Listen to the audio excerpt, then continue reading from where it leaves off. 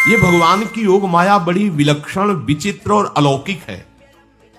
आपका जैसा भी भाव वैसे आपको भगवान दिखाई दे, पक्का मानिए। आप स्त्री भाव से देख रहे हैं तो भगवान आपको स्त्री रूप में आपके पास है, पुत्र भाव से पुत्र रूप में आप जान नहीं पा रहे, वही है, दूसरा नहीं है। हजारों बार बता चुके हैं कि ना मानने और ना जानने पर भी आपके हृदय में सत्ता उन्हीं की है।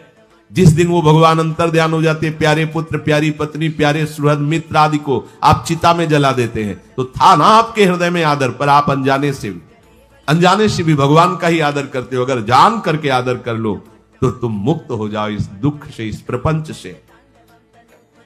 श्री भगवान कहते हैं कि मेरे अज अविनाशी स्वरूप को ये मूल लोग नहीं जानते हैं, केवल वही जान सकता है जो मेरा आश्रय लेकर के मेरे को पुकारता रहता। भजन का मतलब तब पुकारना, भगवत चिंतन करना। वेदाहम शमतीतानि वर्तमानानि चार्जुन भविष्याणि च भूतानि माम तु वेद न कश्चन। हे अर्जुन, जो प्राणी भूतकाल में हो चुके हैं तथा जो वर्तमान में है और जो भविष्य में है, उन सब प्राणियों को मैं जान रहा हूं। जैसे आंवला इससे रख लो तो चारों तरफ से देख सकते हो, ऐसे भगवान अनंत ब्रह्मांडों को, जीवों को एक साथ देख रहे हैं। यही भगवान की भगवत्ता है, एक साथ देख रहे हैं। कोई भी जीव ऐसा नहीं है जिसको भगवान का दुलार नहीं मिल रहा हो, कहीं भी हो, अनंत ब्रह्मांड सबके लिए जो आवश्यक हो भेज रहे हैं, कोई भूखा नहीं रह सकता। एक बार वीर शिवाजी समर्थ गुरु श्री रामदास स्वामी जी के पास गए और कहा कि स्वामी जी अकाल पड़ा हुआ है, तो हमने सारा का सारा खजाना खोल दिया और सबको पवाया। तो गुरु बड़े कृपा सिंधु थे, उन्होंने देखा कि इनके हृदय में एक गर्व का अंकुरण हो रहा है कि मैं भरण पोषण किया सबका अकाल में। तो उन्होंने कहा कि शिवू ये हथौड़ा उठाओ, आओ चलो हमारे साथ। एक बड़ा पत्थर का, इसे तोड़ो।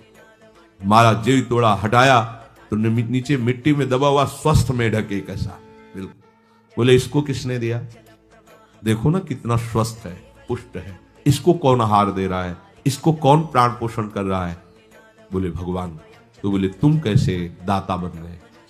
संपत्ति तो सब भगवान की है, भगवान ही सबका, ये अहम मत करो कि तुम पोषण करते हो। नहीं, छोटी सी वृत्ति को भी गुरुदेव बर्दाश्त नहीं करते। जो गुरु शरणागत होता है वो उनकी बात समझता है, अन्यथा वो अपनी मनमानी वृत्ति को ही आदर देता है, गुरु की आज्ञा वृत्ति को नहीं देता। छोटा सा भी अभिमान का कण अपने जनों में गुरुदेव को बर्दाश्त नहीं होगा, क्योंकि यही भगवत प्राप्ति में बाधा बन जाएगा।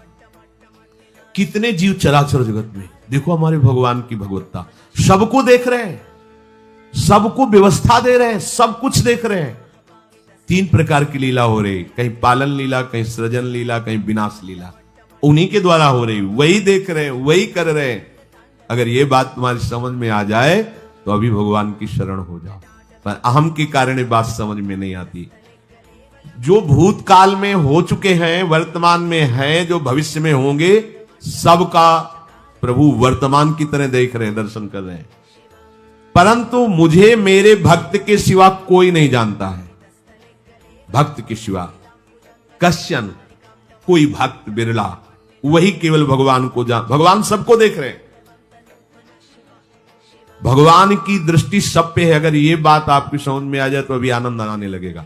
मैं भगवान की दृष्टि में हूं, बस आज हमें सत्संग से बात मिली कि मैं भगवान की दृष्टि में हूं, मुझे वो देख रहे हैं, बढ़िया बन गया। अब आप पाप कैसे करोगे? क्योंकि भगवान की दृष्टि में भगवान आपको देख रहे हैं। डरो, किसी गवाही की जरूरत नहीं, वो देख रहे हैं। तो आप भय क्यों कर रहे हो? आपको भगवान देख रहे हैं, आपको डरना नहीं। फिर आप कामना क्यों कर रहे हो? भगवान आपको देख रहे हैं, जो चाहिए उस समय से दे देंगे, आप निश्चिंत रहिए। अगर आप अहम करोगे तो दुख भोगोगे, आश्रित रहोगे तो सब अपने आप निर्वाह हो जाएगा। एक आदमी ट्रेन के डिब्बे में बैठे ऐसे ऐसे दौड़ रहा था। लेकिन पूछा भाई क्यों दौड़ रहे? बोले अमुक स्टेशन जाना है। तू बैठ जा, गाड़ी चल रही है, ट्रेन चल रही, तू बैठ जा। ऐसी त्रिगुणात्मिका माया की ट्रेन चल रही, पूरे विश्व का विश्वंबर भरण पोषण कर रहे हैं, तू तो बैठ जा भगवद आश्रय लेकर के। तू काहे को दौड़ा घूम रहा है? लेकिन ये अहंकार के कारण भटकता रहता है। भूत, वर्तमान और भविष्य काल, ये 3 विशेषण देकर भगवान कह रहे हैं कि मैं सबको देखता रहता हूं, जो हो गए, जो हैं, जो होंगे। भूत के प्राणी, भविष्य के प्राणी अथवा वर्तमान के प्राणी सभी भगवान की दृष्टि में वर्तमान की तरह ही हैं। ये भूत, भविष्य, वर्तमान काल केवल हम लोगों की दृष्टि में भेद है, भगवान की दृष्टि में नहीं। हो चुका, होगा, हो रहा है, भगवान की दृष्टि में सब हो रहा है। पीछे का भी, अब का भी, सब सामने चल रही सीन। हमारे हृदय में ये विश्वास हो जाए प्रभु हमें देख रहे हैं। अभी तो हमें ये नहीं पता कि हम भजन कर रहे हैं, भगवान पता नहीं जान रहे हैं कि नहीं जान रहे हैं। अभी भक्ति में रंग आ जाए, अगर ये बात समझ में आ जाए कि प्रभु देख रहे हैं हमें। देखो, जब हमारे गुरुजन बैठकर सुनते हैं और जब गाने का अवसर मिलता है तो ज्यादा उत्साह होता है कि बैठे सुन रहे हैं। ऐसे ही अगर हम मान ले कि हमारे प्रभु सुन रहे हैं, हम जो भजन करें हमारे प्रभु देख रहे हैं, जो सेवा करें भगवान हमारे स्वीकार करें, प्रियालाल स्वीकार करें, अभी भक्ति का रंग आ जाए, ये बात हमारे हृदय में बैठ जाए कि मैं हर समय प्रभु की दृष्टि में हूं, हर समय मैं अपने आराध्य देव की दृष्टि में हूं, कितना आनंद आएगा। अंदर से सोचो जरा, हर समय वो हमें देख रहे हैं, वो कह रहे हैं मैं देख रहा हूं।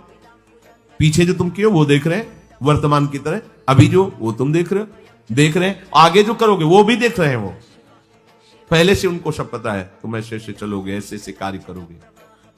भगवान की दृष्टि में सब कुछ वर्तमान ही रहता है। संपूर्ण प्राणी काल के अंतर्गत है और प्रभु श्री हरि कालातीत है। देश, काल, वस्तु, व्यक्ति, घटना, परिस्थिति ये बदलते रहते हैं, पर प्रभु श्री हरि वैसे के वैसे ही रहते हैं। काल के अंतर्गत प्राणियों का ज्ञान एक सीमित है। अब इस दीवार के पीछे कौन खड़ा है, क्या कर रहा है, पता नहीं, पर भगवान की दृष्टि में नहीं। भगवान की दृष्टि में सुमेर पर्वत पर क्या हो रहा है, जहां किसी की दृष्टि, वहां भी उनको, ब्रह्मलोक में ब्रह्मा क्या कर रहे हैं, बैठे बैठे सब। इसलिए कितने महान ईश्वर हैं। एक छोटी सी भी चींटी को दाना मिला कि नहीं, उनको चिंता है।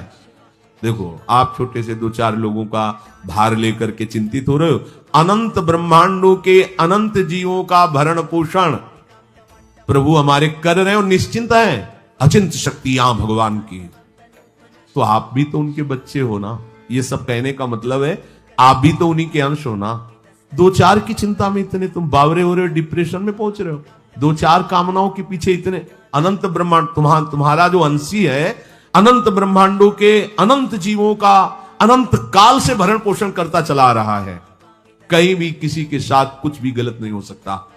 जैसे कहते हैं कि क्या गलत हुआ, देखो ना अभी तो बच्चा था, ऐसा ऐसा हो गया, तो तुम्हारी दृष्टि में बच्चा है, पीछे तो बहुत पुराना है ना, जो कर्म करके आया उसका फल। कहीं भी गलत किसी के साथ नहीं होता, ध्यान रखना। जहां कुछ होता है, अभी हमने देखा मानो कि ये तो बहुत गंदा है, तो सीधे जा रहा था, ये आदमियों ने मिलकर इसे पीटा, अभी सीधा चल रहा, पीछा टेढ़ा चल के आया है, और जिनको पीटा है वही आके इसे पीट रहे हैं। अब हम वर्तमान को तो देख रहे हैं ना, पीछे की बात तो देख नहीं रहे ना, और भगवान पीछे की देख रहे हैं कि इसने पीछे बहुत ऐसा गलत किया, उसका हिसाब इसको मिल रहा है, इसे चुपचाप देखते रहते हैं। ध्यान रखना, इतना भी गलत नहीं हो सकता इस सृष्टि में। वो कैसे गलत नहीं हो रहा, अभी तो नवयुवक था, उसने कुछ ऐसा किया ही नहीं, अभी तो नई अवस्था थी, अभी तुम्हें दिखाई दे रहा है 15 वर्ष का है, लेकिन भगवान देख रहे हैं मेरा पुरातन अंश है, किस जन्म से क्या क्या करते चला आ रहा है। ये ज्ञान हो जाएगा तो किसी भी बात में आपको दुख नहीं पहुंचेगा, विक्षेप नहीं पहुंचेगा। नहीं, बड़े बड़े विक्षिप्त हो जाते हैं। एक गौतमी नाम की महान तपस्विनी थी, महाभारत में कथा आती है, उसका एक ही पुत्र था और उसको सांप ने काट लिया। तो वहां की कुल भील उठा के लाए और कहा, देवी मां, ये देखो सांप ने तुम्हारे बेटे को काट लिया। तो उनका इतनी सामर्थ्य सांप की कैसे हो गई कि मेरे बेटे को काट लिया और मेरे से भय नहीं माना। आकर्षण वृत्ति जीव ही की सांप सामने आ गया, तूने क्यों काटा, मैं तुम्हें भस्म कर दूंगी। तो आपने कहा, पहले हमारी प्रार्थना सुन लो। मेरे सर पर मृत्यु ने आकर के अपना शासन जमा लिया और कटवा दिया, मेरा कोई दोष नहीं। मृत्यु का आकर्षण किया, महान तपस्विनी, भगवान व्यास देव जी ने यह लीला कथा गाई है। मृत्यु का आकर्षण किया, साक्षात मृत्यु सामने आ गई, थर थर कांपने लगी। गौतमी जी ने कहा, मैं अपने तपस्या के बल से तुम्हें भस्म कर दूंगी। हमारे ऐसे निष्पाप बालक को तुमने सांप के द्वारा प्रेरित करके कटवाया। बोले, मेरे ऊपर काल का शासन है, काल ने मुझे प्रेरित किया, मैंने सांप को प्रेरित किया, मेरा कोई दोष नहीं, ये काल का शासन। काल का आवाहन किया, काल उपस्थित हुआ। काल ने कहा कि मेरा इसमें कोई दोष नहीं, इस बालक के पूर्व जन्म के कर्म के द्वारा मैं प्रेरित हूं। इस बालक के कर्म से प्रेरित होकर मैंने मृत्यु को प्रेरणा की, मृत्यु ने सांप को प्रेरणा की और इसने डस लिया। अब आप बताओ किसका दोष है? शांत हो गई, क्योंकि उस बालक के ही। तो को न काहू के सुख दुख कर दाता, निज कृत कर्म भोग सुन भ्राता। कोई किसी के सुख दुख का हेतु नहीं है, अपने कर्म ही है जो हमको दुख सुख देते हैं। और ये भगवान देख रहे हैं। कोई, जैसे आपको अभी मनुष्य शरीर मिला, स्वतंत्रता है। अब आप जो पापाचरण चाहो, छूट है, कर सकते, या जो पुण्य कर्म चाहो कर सकते, या भजन करना चाहो कर सकते हो। ये स्वतंत्रता केवल मनुष्य शरीर को दी गई है। आपको जो पूर्व भोग मिल रहे हैं वो आपके पीछे के कर्मों के हैं। तो जो ज्ञानी जन होते हैं, विवेकी जन होते हैं, आए हुए प्रारब्ध को भोग लेते हैं, नया कोई पाप नहीं करते, निरंतर भजन करते रहते, भगवान की कृपा से मुक्त हो जाते हैं।